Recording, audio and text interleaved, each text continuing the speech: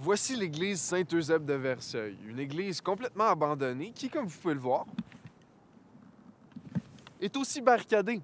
Mais ça n'empêche pas certaines personnes de s'y infiltrer illégalement pour faire de l'exploration urbaine. Mais avant de devenir un endroit prisé par les pratiquants d'Urbex, l'église Saint-Eusèbe était tout simplement une église, utilisée comme une église. Surprenant, je le sais. La construction s'est terminée en 1923 et l'église est restée ouverte jusqu'en 2009 où on a décidé de la fermer au public. 10 ans plus tard, il y a un incendie criminel qui a endommagé gravement l'église qui, se détériore depuis. En 2026, la paroisse a demandé un permis d'urgence pour la démolir. Je suis allé rencontrer Stefano Maroni, qui est à la tête de cette requête, pour qu'il m'explique concrètement c'est quoi les plans du diocèse avec l'église Saint-Eusèbe de Verceil.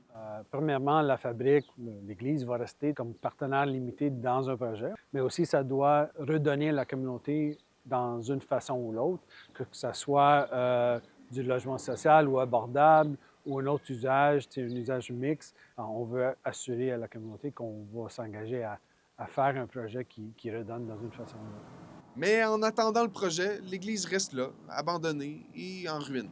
Il y a donc plusieurs personnes qui s'y infiltrent de manière illégale pour faire de l'urbex. Il y a deux types de personnes qui font de l'urbex. Tu as ceux d'un côté qui rentrent dans le lieu, qui cherchent à savoir pourquoi le lieu est abandonné, cherchent à savoir l'histoire riche qui se cache derrière. Puis à côté, tu as aussi tous ceux qui cherchent juste à casser, à mettre leurs traces dans le lieu, font des graffitis, ils brisent, font du grabuge. Toi, t'es allé dans l'église Saint-Eusèbe, c'était comment? Oppressant, mais c'était magique. Tu rentres là, c'est de la cendre à grandeur, c'est du bois brûlé à grandeur, tu as des défécations de pigeons partout. Mais l'église, elle a encore son âme. Tu as l'ambiance qui te dit que tu n'as pas d'affaires là, au contraire d'une église normale. Fait que ça te met une pression, puis tu te dis, moindre son que j'entends, ça vient d'où? Puis c'est ça qui est hâte. T'en parles de manière romantique, mais ça reste que c'est quelque chose qui est dangereux. Il y a tellement de risques liés à ça, que ce soit à cause de la poussière, que ce soit l'amiante, que ce soit la poussière de béton, que ce soit la police, que ce soit les amendes. C'est pas une pratique que je conseille. Merci beaucoup.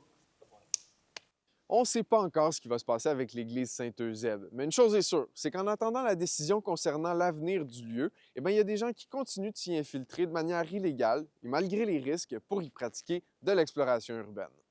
À Montréal, Elliott Tremblay pour Nouveau Info.